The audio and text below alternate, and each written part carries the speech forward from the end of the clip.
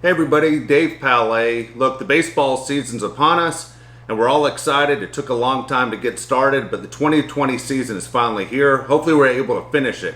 Because baseball is getting underway, I thought I'd give my predictions. I'm going to put myself out there and we'll see how good I am in a 60-game season, ranking every team from 30 all the way down to 1. So I'll start off with my power rankings. We're going to knock this out really fast, so if you're a baseball fan and you're waiting for your team, it's not going to take a long time for me to get there. I'll tell you exactly where I think they're going to finish, why they're going to finish there, and which players on these teams are most likely to get traded at the deadline. Again, predictions 2020.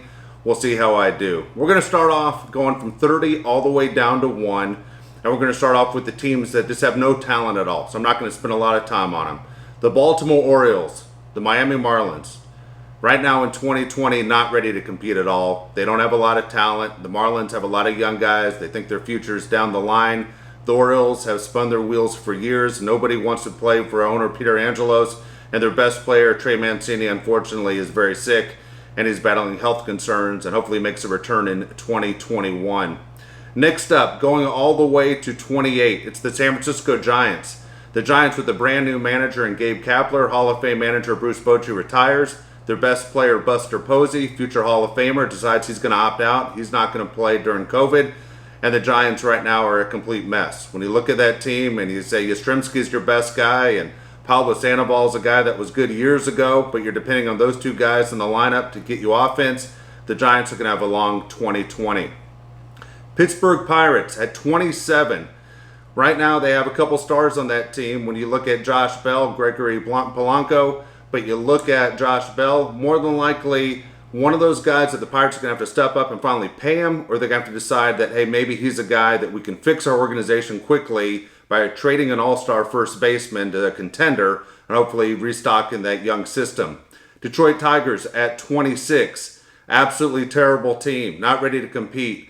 Right now you look at guys on that team that are looking to possibly get traded. They have CJ Cron, they have Jonathan Choop, second baseman. More than likely, both those guys will be moved on.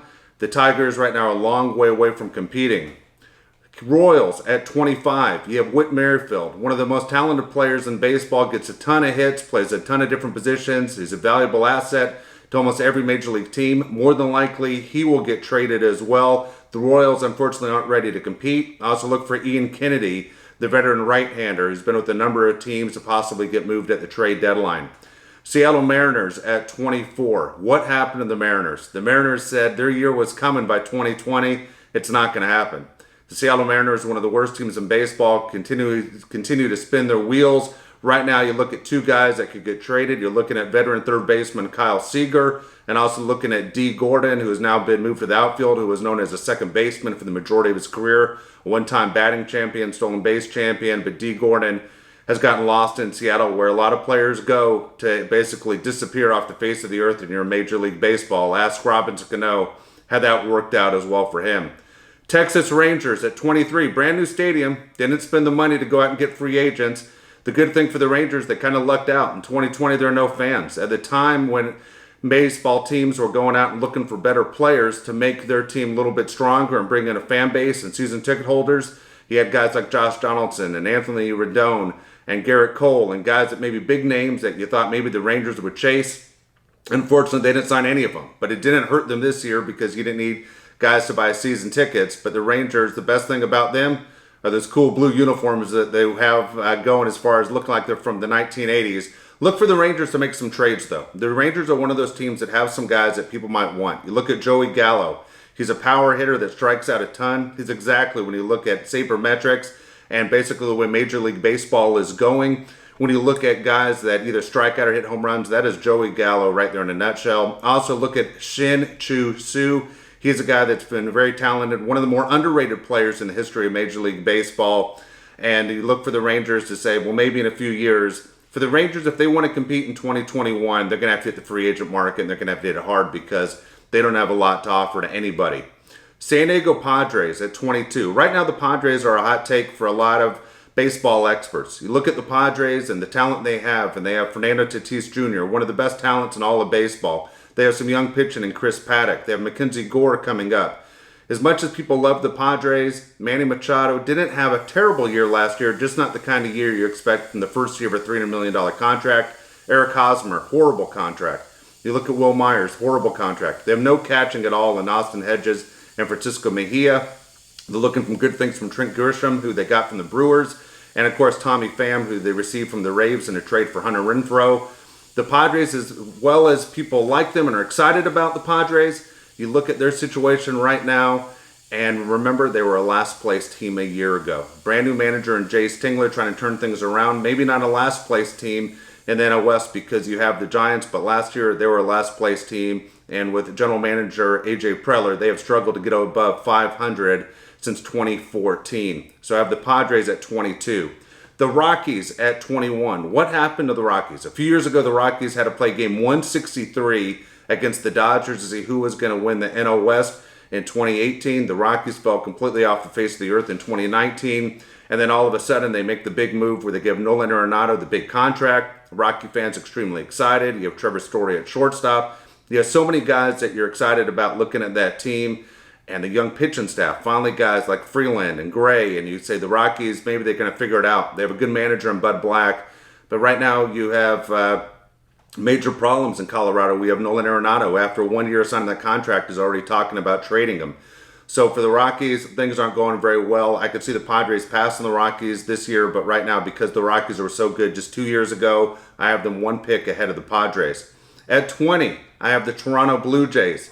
You look at the Blue Jays, young team, too young right now to compete. Some stars that you want to keep an eye on. Of course, you look at Bichette, you look at Biggio, you look at Vladimir Guerrero Jr., some guys that you're excited about. They went out and they signed Hyun-Jin Ryu, the free agent from the Dodgers, who's an all-star, almost won the Cy Young in 2019, but still a Blue Jays team that doesn't even have a home field, playing basically in Buffalo all year long, and at the same time, just too young, but a great minor league system where in a few years the Blue Jays might be one of those teams you're excited about. Boston Red Sox won the World Series in 2018. What happened to the Red Sox? Well, we all know they wouldn't give Mookie Betts the money. Mookie Betts ends up being traded for Alex Verdugo. The Red Sox don't have any talent right now. They're a team that is struggling. When you look at the Red Sox, outside of Xander Bogaerts and Rafael Devers, not a lot of talent on the Red Sox. And you say, well, it's been great. We've won 4 World Series since 2004. But at the same time, in 2020, it's not going to be their year. Surprising, at number 18, is going to be the world champion Washington Nationals. Now, we all know about Juan Soto, who was sick at the very beginning of the year, one of the best young talents in baseball. 2 great pitchers. We have Scherzer and you have Strasburg. But overall, when you look at the Nationals, can you rely on health from Strasburg? Already hurt in week 1 with nerve damage in his hand. How long will that last? And at the same time, how do you replace Rendon? Do you have the offense to compete? Can Trey Turner do what they expect him to do? Yeah, he can, but at the same time, he's not going to hit a ton of home runs. So outside of Juan Soto, you could see that teams are going to pitch around him all year long when he's healthy. And at the same time, Ryan Zimmerman, another guy who has decided to sit out. So for the Nationals, that team, I have them ranked number 18 out of 30. Moving on in the American League at 17, it's the Angels. The Angels right now, one of the more exciting teams as far as if they came to your city, would you buy tickets? Yeah, if you had the opportunity to buy tickets, you'd want to see the best player in the game. You'd want to see Mike Trout. You want to see Hall of Famer Albert Pujols. You want to see Anthony Rendon. You want to see Shohei Ohtani. You want to see big-name guys. Andrelton Simmons at shortstop, still one of the best fielding shortstops in all of baseball, if not the best. But right now, when you look at the Angels, it seems like since the curse is C.J. Wilson, ever since they decided to give C.J. Wilson that big money, Artie Moreno has not gone out and spent the money on pitching that he's needed to do. And for an Angel team that they think they made major improvements, the Angels don't have the pitching to compete for a world championship. 2016, the Chicago Cubs, everybody fell in love with the Cubs. The curse was finally gone. They won the world championship. For the Chicago Cubs, they got big bats. They have Anthony Rizzo. They have Javi Baez. They have Kyle Schwarber. Guess what? Chris Bryant can't hit anymore. He got caught up at that launch angle, and it completely has screwed his entire career. They have him batting leadoff. He's a terrible leadoff hitter. Chris Bryant, a guy who started off as a Rookie of the Year, an MVP, and a World Series champion, and couldn't get off to a better start in his Major League career. Chris Bryant right now is a guy that it's hard to figure out. Is he a guy that is going to be able to stay in baseball and get back to where he used to be? So right now for the Chicago Cubs, a big bats, not enough pitching to win the World Series. When you're looking at Hendricks, Darvish, and Lester, I don't like the Cubs very much at all. New York Mets. New York Mets, one of the more exciting teams. We all know about Pete Alonso. We all know about Cespedes making a return At the same time, you have DeGrom, maybe the best pitcher in all of baseball. Syndergaard, one of the best talents in baseball, but Syndergaard's not playing this year. So for the Mets, they're going to have to try and win without him. I like the Mets' chances in a shortened 60-game season of making the postseason. I'll give you my postseason predictions as soon as I'm done with number 1. Milwaukee Brewers. Remember, a few years ago, the Brewers pushed the Dodgers to a Game 7, almost made it to the World Series against the Red Sox in 2018. You look at the Brewers, of course, you got to start with Christian Yelich, Lorenzo Cain. You have Ryan Braun still, and they still have the best, to me, closer in all of baseball in Josh Hader. Problem with Hader is he can't go back-to-back. They have basically a very good program. They have a very good minor league system. For a team that is a small market in Milwaukee, you got to tip your hat to the Brewers and the job they have done there with Craig Counsell. But right now, the Brewers, I have them as the 14th best team. In Chicago, it's the best team in Chicago right now. It's going to be the White Sox coming in at number 13. The White Sox, they spent the money. They got catcher Yasmani Grandal. They have shortstop Tim Anderson, Jose Abreu at first base, Yoan Moncada at third base, and you look at Eloy Jimenez and Luis Robert, who's supposed to be the AL Rookie of the Year. Ton of excitement with the White Sox. The White Sox are a team that you want to keep your eye on. I don't think 2020 is their year to win the World Series, but again, the White Sox are a team you're going to want to follow and see how they do throughout the years. That they're going to be one of the more exciting teams in baseball. Philadelphia Phillies coming in at number 12. We all know about the big contract they gave Bryce Harper a year ago. Well, you have starting pitching and Aaron Nola. They go out and they spend the money on Zach Wheeler. They have JT Realmuto, the best catcher in baseball. And, of course, you have Rhys Hoskins out there at first base.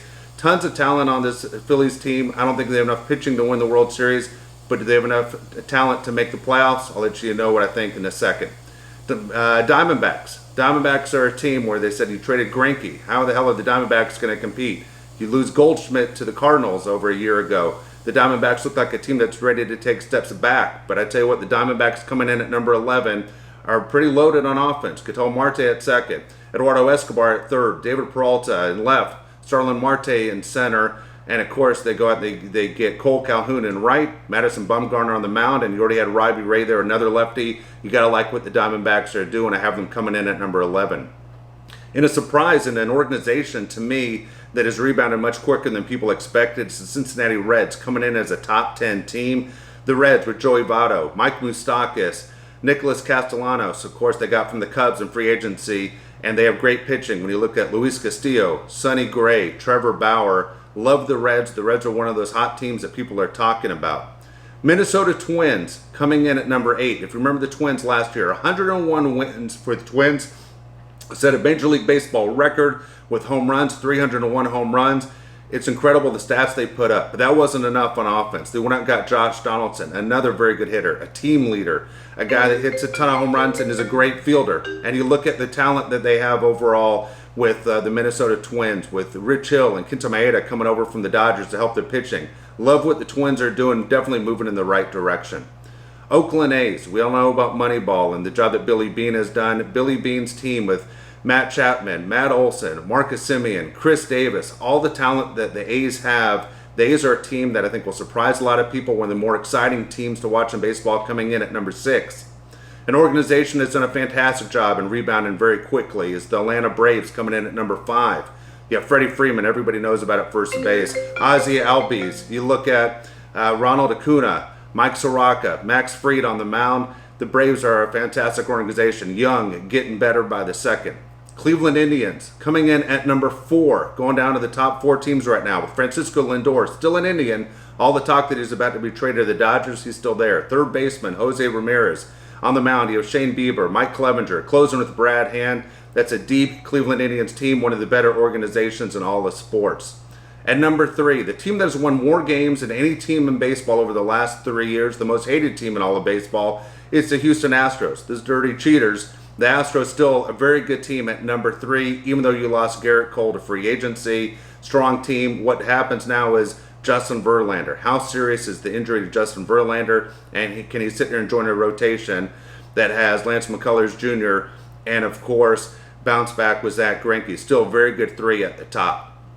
My number 2 team right now, it's the New York Yankees. The Yankees offensively is outstanding. Everybody's afraid of the Yankees. Biggest team in baseball. Aaron Judge, Gleyber Torres, Giancarlo Stanton, of course, Garrett Cole you get in free agency, and the best bullpen in all of baseball. It's not even close. The Yankees have it. The Yankees have a very good manager, Aaron Boone, who has won more than 100 games his first 2 years in New York. Yankees, outstanding team. Right now, my top team in the American League. And for the National League, I got to go with the Dodgers. It's everybody's favorite right now. Can they basically groove as a team? Can they play without the big fan base that the Dodgers are used to playing in front of instead of a big empty stadium at Dodger Stadium? Bellinger, Betts, Turner, Max Muncy. Of course, you have Walker Buehler, who's really the ace of the team right now, and Clayton Kershaw. If he can come back healthy, the Dodgers are very strong. For the Dodgers, the question is going to be the bullpen, and that's what it's been for the last few years. So there you go. That's your rankings right there. 1 through 30, 30 through 1. That's what you have. So which teams make the playoffs in 2020? We're going to knock it off first in the National League. Winning the divisions. NL West, it's the Dodgers. In the National League Central, we have the Cincinnati Reds. In the National League East, it's the Atlanta Braves. Your wild cards, because we have 8 teams on both sides.